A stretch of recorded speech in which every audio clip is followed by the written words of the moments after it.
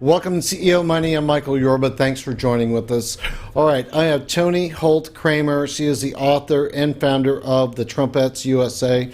All right, Toni, welcome to the show. Thank you for being here today. Thank you. It's a pleasure to be here with you. Really All right, nice. Give us some background on you for those of us who haven't heard of you yet, which is very few, but some background on you, and I want to get into this list of questions I have for you.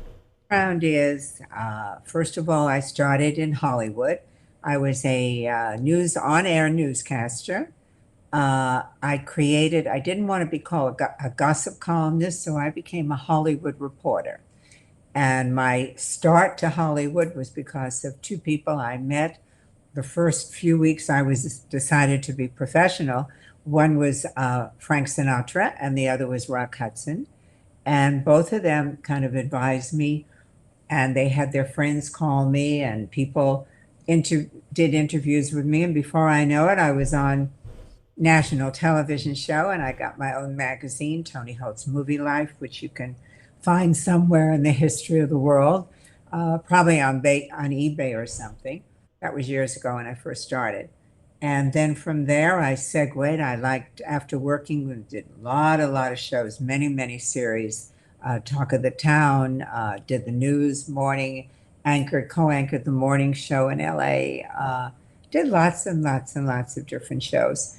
And then I decided I was kind of bored. I needed a new venue. I'd interviewed 4,000 celebrities. And what made it so special was that, as a rule in Hollywood, when you interview people, you'll usually see the reporters with their hand out holding a microphone.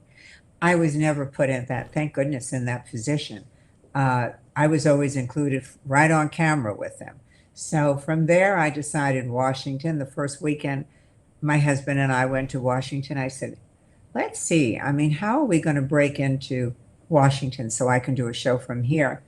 And the next thing that I know, within being there less than 24 hours, I was invited to the closing night at the White House for Hillary Clinton and, of course, President Clinton. And I was also going to because I was a contributor to my husband and I, to George W. Bush's inaugural.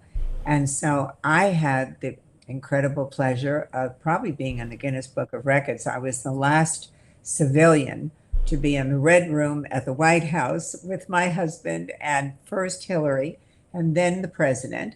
And then, with a mad dash, with the help of Betty Carey, who worked for them, into my car and off to the Library of Congress, and the last person to get in to shake hands with George W. Bush on the eve of his inauguration. So that was my start into Washington, and I got really excited. I love Washington, and I thought actors and politicians are kind of very similar. They're kind of like the same turned inside out. A good politician has to be a good person on camera. If they're not, they don't manage very well. And a good actor has to be able to convince you that he's telling the truth.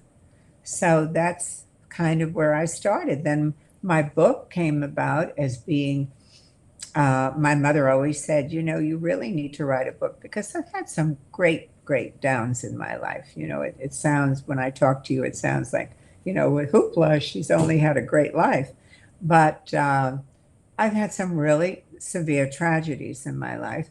And my mother always said, you really have to think about writing a book to inspire women and explain to them that even when things go really up, what creek, if you really keep focused on something that you really like, that you want to do, that you believe in, that probably doing that will help you take on a different attitude. And it's always worked for me. My mother taught me, if you think it, you can do it. I lived my entire life like that. I mean, there has never been a moment where I don't believe that if I think it, I can't do it. I always know if I think it one way or another, I'm going to do it. And then Hillary uh, one day said to me, you know, Toni, you have to make me a promise. This is when she was running back in 2007 before she got sideswept. Uh, she said, you have to promise me you'll write a book. You just have to promise me because she knew a lot of what had happened in my life. And she said, you have to promise. And I said, I will. I'll promise. And my mother said, you have to promise. So Unstoppable Me, which is available on Amazon and Barnes and Noble. And if you have Prime, you get it delivered for free. So that's what I did. The only thing it wasn't an overnight book. It took me 9 years to write it. And believe it or not, 9 full rewrites. Because every time I thought I was done, something new happened and it changed, you know, my goal of where I wanted to go and where I wanted to do. The certain things that stayed the same, of course, inspiration to the women, inspiration to people, inspiration to children. Um, so, you know, if you read my book, you'll see it's a wonder my son is still alive. And even though he's not in very great condition, uh, doctor said he wouldn't be alive, and he is. And there's a lot of pictures in there, and you know, on one of the chapters about him, and so it really takes you from I was an abandoned child by my father. I had never seen my father since I was, I don't know, 8 or 9 years old. And I never had a birthday card or a Christmas card or any of the things, you know. So I had this complex about I needed to always be around older men because they would fill the father image. So I had a lot of different things going on in my head.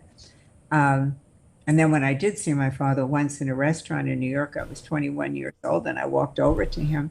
I was with my aunt and he denied who I was. He said, you know, I don't know you. And I knew who it was. So, you know, there's been a lot of stuff in my life, but I'm the happiest person you're ever going to meet most of the time, not all the time.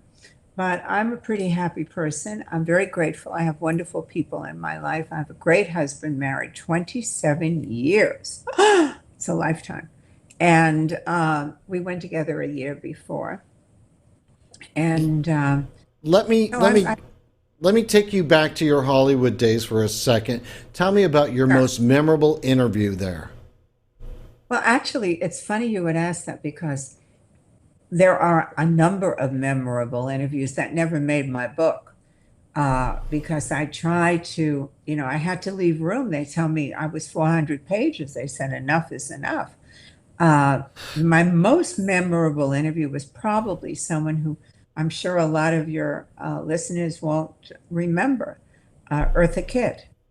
Do you remember Eartha Kitt, the Yes, I singer? do. Yes, yes, Or yes. the I think that was one of the most memorable interviews because I was doing live Good Morning LA, and all the all the cameramen knew her, and they all said, "Oh God, Toni, we feel so sorry for you." And this is live. I mean, this is we were not on video; we were live. And they said, "Oh, we feel so sorry. She's the worst interview. She's so tough. She's so blah blah blah." And I hadn't didn't have Google. You know, this is at the beginning of my career. There was no Google. And I said, okay, what am I going to do? And I just thought, I'm just going to do. I mean, whatever it is, I'll do. And the first thing I did, I sat down and I promise you, I don't know where it came from. The first question out of my mouth to her at, you know, 9 o'clock in the morning or something was, Eartha, do you think that men, especially white men, took advantage of you? Because here she was, this beautiful, black, gorgeous, incredible star who had been married to, I know, to a Caucasian gentleman. And she looked at me And she stared at me for a minute and she went, yes, I do think men have taken advantage of me. They held that segment over for 2 segments. And by the end of the interview, Michael, Eartha and me were with tears running down our cheeks. We had gone back in her life to where she used to lie under their house, where that lattice work where you could see her family were cotton pickers, and she'd hide under there and look out on the fields and see the people working with there picking the cotton, and she'd say, it's never going to happen to me, never, never, never, never, never. And she was dedicated in not having that kind of a career, of that kind of a life. And we got to that. And I'm telling you, at the end of the interview live, we're both crying, and the applause from the crew was overwhelming. So I guess that's probably the most memorable. But then I have great interviews with Steve McQueen that didn't make the cut. Great interviews with George Kennedy, incredible when he admitted that he cheated on his wife on my show live, and he went, oh, and they would divorce her after. And yeah, there were a lot of stories that didn't make the cut because, there's only so many pages. What inspired you to start the Trumpettes? Oh, that was easy. That was just a no-brainer. I had moved with my husband. We had moved to Florida. I'm in Palm Springs, California right now, by the way. And I had moved to Palm Beach because I have very small family, and my cousin, we insist that we share one brain. We really do. We can think each other's thoughts. And I wanted to move there. My mother had passed very unexpectedly, and I was very, very downhearted, as you'll read in my book. And I said, I spent my whole time on the phone, so I moved to there. And the first weekend, the first New Year's Eve, we were in Palm Beach. We went to Mar-a-Lago, and my friends who were members there said, you have to go there. You're really going to love it. And who was there but Donald Trump? Well, that was New Year's Eve, 2009 to 10. And I said, oh, I hardly knew who Donald Trump was. I mean, I knew the name, but I didn't know anything about him. Anyway, he came over and he introduced, I have a great photograph of the first night with my friends with him. And he said, you guys have to join our club. You would love it here. Well, when we left, my husband and I talked about it, and we didn't jump in right away. Maybe, I don't know, months or a year later, we joined. And what happened was I'm very, I feel a lot. I think a lot, I feel a lot. And I notice a lot. And I notice that week after week, month after month, even year after year, how great the service was at that place, how great the people were, the waiters, the waitresses, the ladies' room attendant, Joyce. I mean, everybody cared. And I said, this, even though we have a great manager at the club, it always starts at the top, Michael. And the top was, of course, Donald Trump. And I said, wow, this man is just too much. He really knows how to run a business. He really knows how to make it fun. And so a few years go by, and all of a sudden, I'm not happy with what I see Obama doing. I mean, I'm of the mind that Obama was probably one of the worst presidents we ever had. And I just felt that we were going in the wrong direction.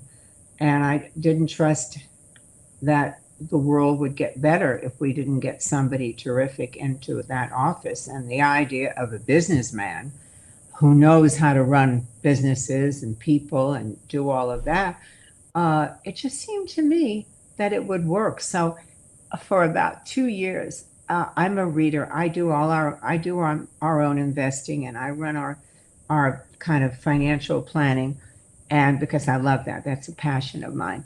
And so I always had philosophy about money, countries. Everything has to roll together. It doesn't just happen over here or over there, as we're seeing even now. So I said, this man should be president. And every time I read a report, I'd pick out the best report of the week. And when he would come down on the weekend, I would scribble on the top, and I used to call him Dear Mr. President, way before there was any conversation about him being president. Thought you might like to read this, thought you might find this interesting. And that went on for several years.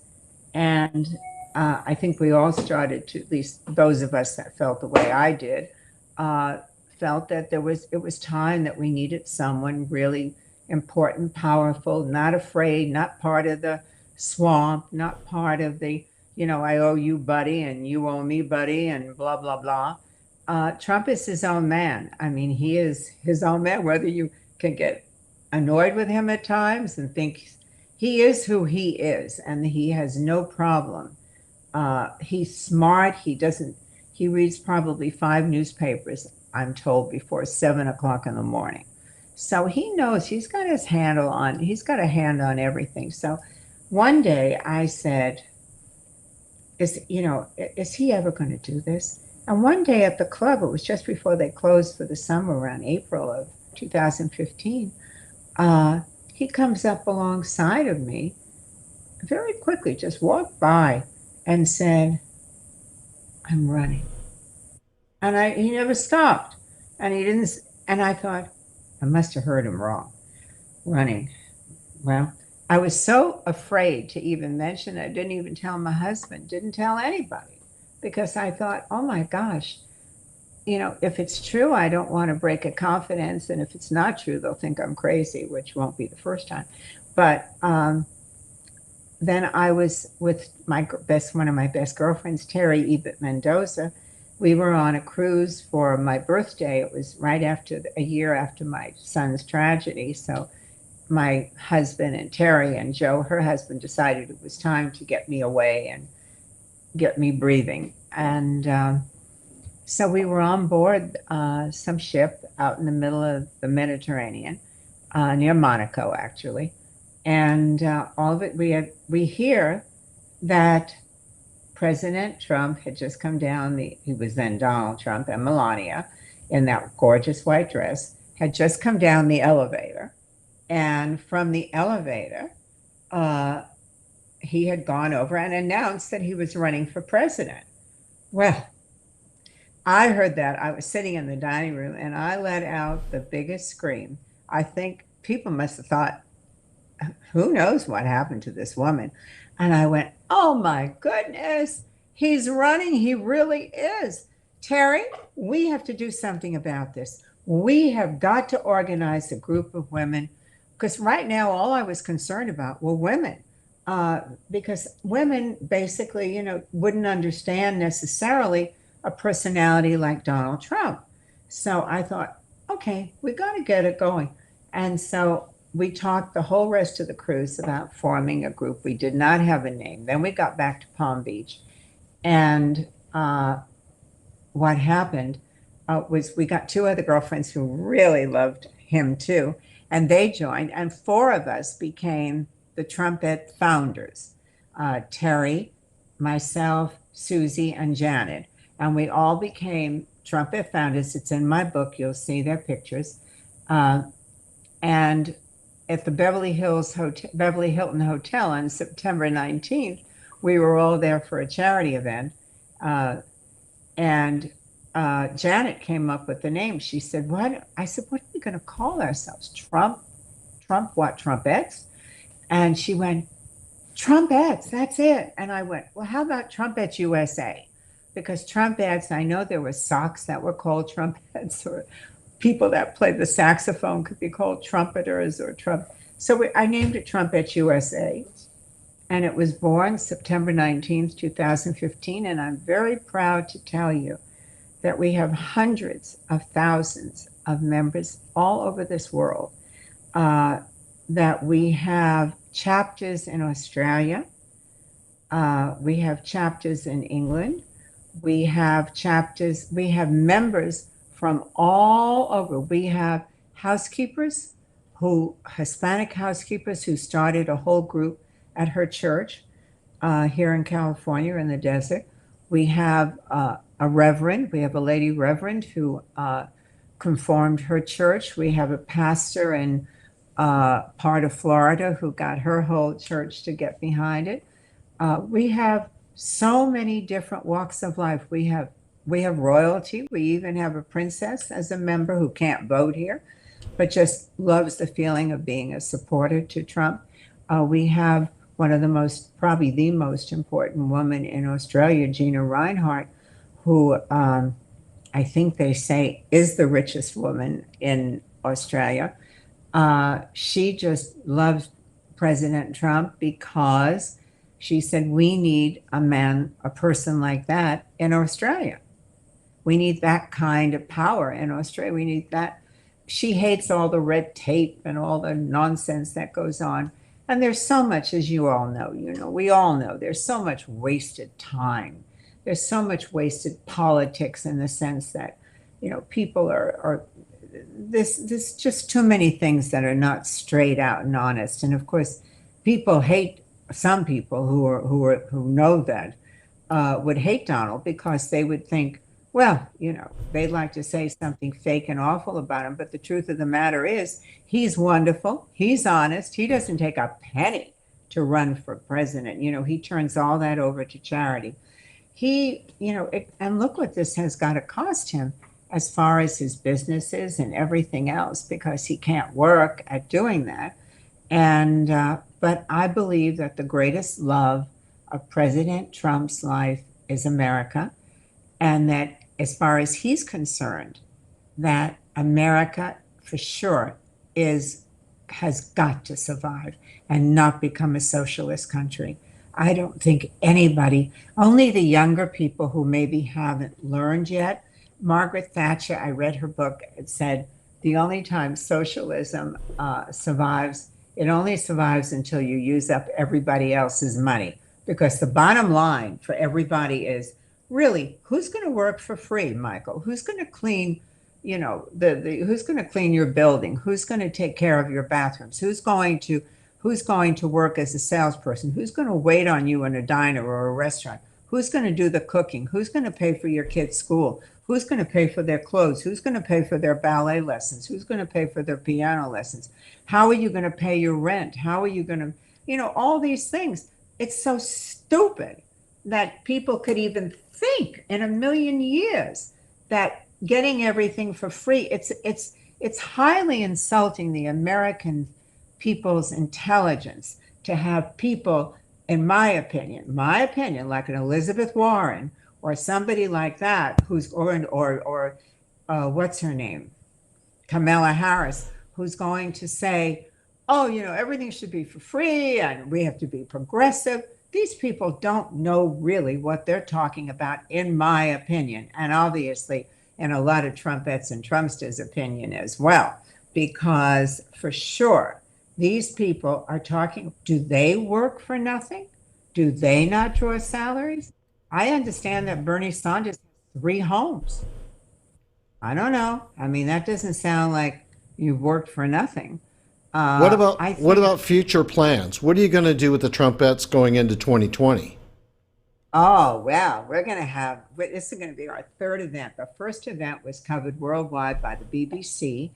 BBC came and they then distributed our first event, which was really scary because I'd never done this kind of an event before, in 90 countries besides the BBC. The second, and all over, we were in who came in? Japan came in and covered it. Ashi Television, America covered it, all over the world. You have to go to my websites, please, everybody. Go to trumpetsusa.com, trumpetsusa.com. I'd invite you to join me on Facebook, but I'm not allowed to have more than 5,000 members. So we have 4,999, so I can't get you in there now, but you can follow me on Twitter, you can follow me on Instagram, and you can also go to Trumpets USA and you'll hear Laura Trump do the real news at least once or twice a week. You'll see an update on everybody. And so we're having our big event. It'll be the 3rd annual Red, White, and Blue Celebrating Trump. It's going to be over the football Super Bowl weekend. Super Bowl is Sunday, February 2nd. Our event will be at Mar-a-Lago, the Winter White House, February 1st, 2020.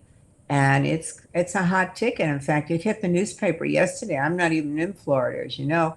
And my assistant sent me the paper, and it was a big write-up of what's coming up on the social season. And it said the Trumpettes event, and they said it. I mean, I didn't. They said, it's sold out immediately, and it's true. We are sold out. We announced twice, and we were sold out in a couple of weeks. I mean, it's amazing. And people come from all over the world. It's not just Florida.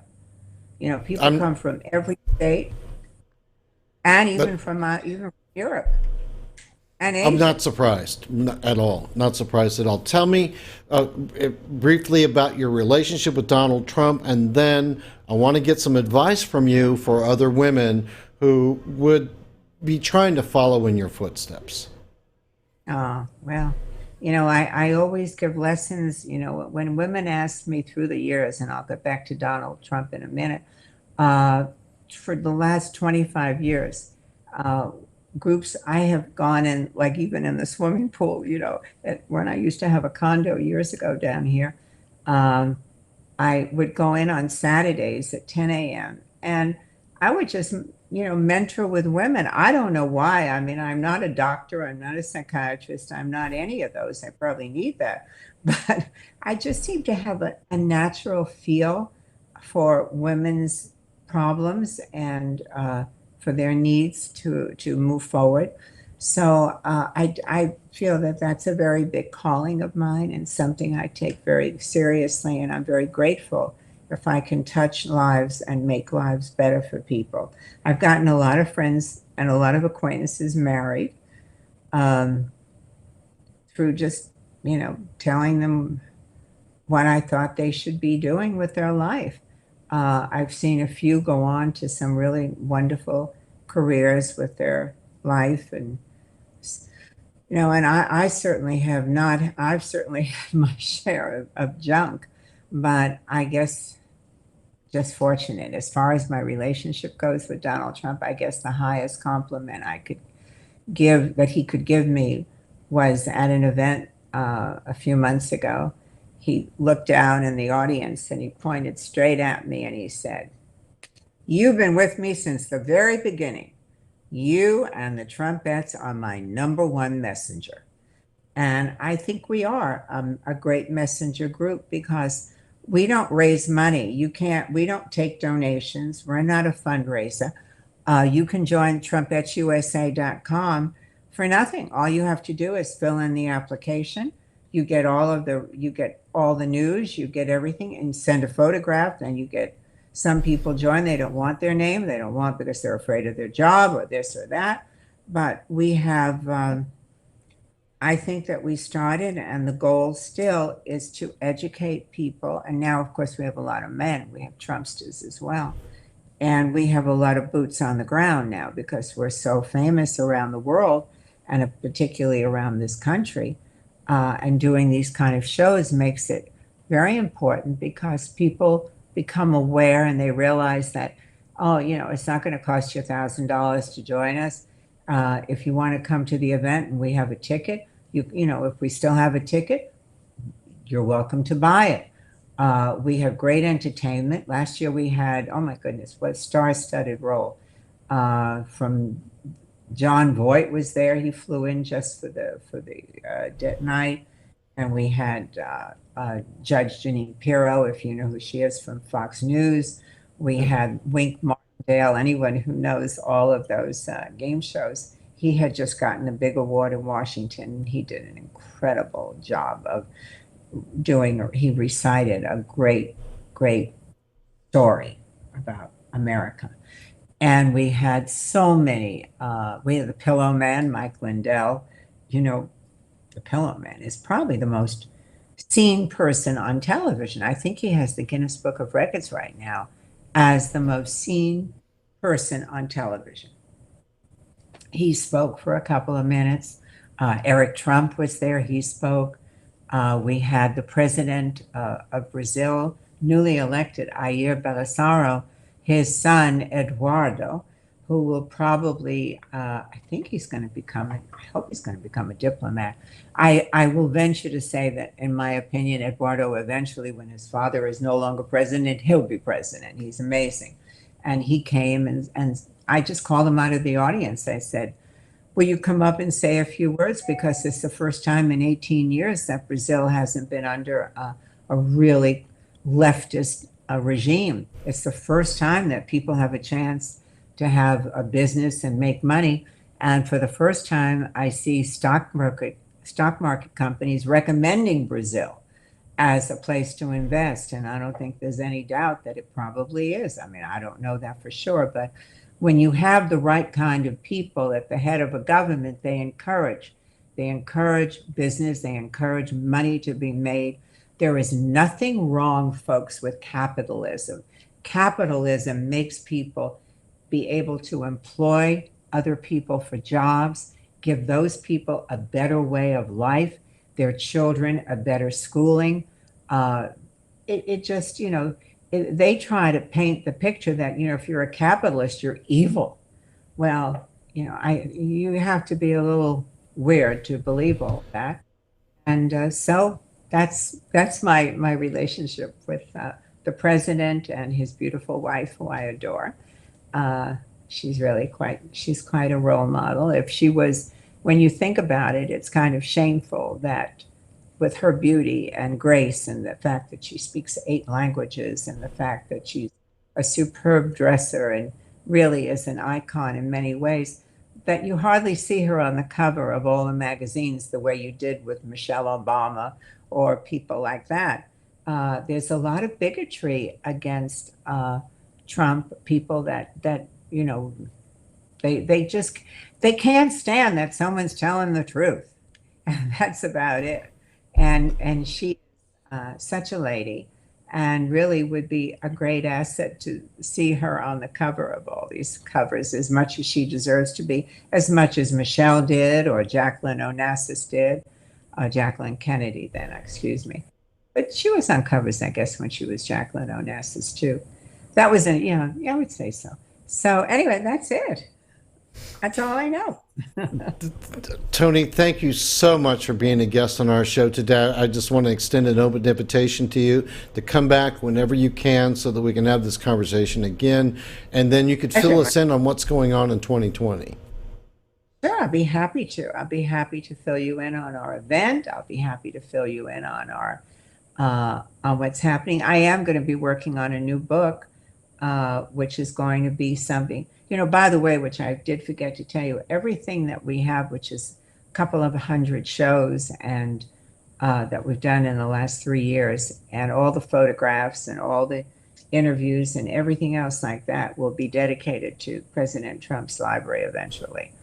So that's going to live on in history. And it's kind of nice to know that maybe 100 years from today, people will say, who is that crazy woman who invented the trumpets? So it'll be kind of fun. We're working on a new book now that's going to be called Trump and the Trumpets USA, Our Story. It's going to be a coffee table book. So that will be the next project. Beautiful, beautiful. Now, don't hang up after I say goodbye to the audience. I have a solution for your Facebook issue. I'll want to make an introduction after the show, okay? Great, sure. Thank you. Great. All right, you've been watching...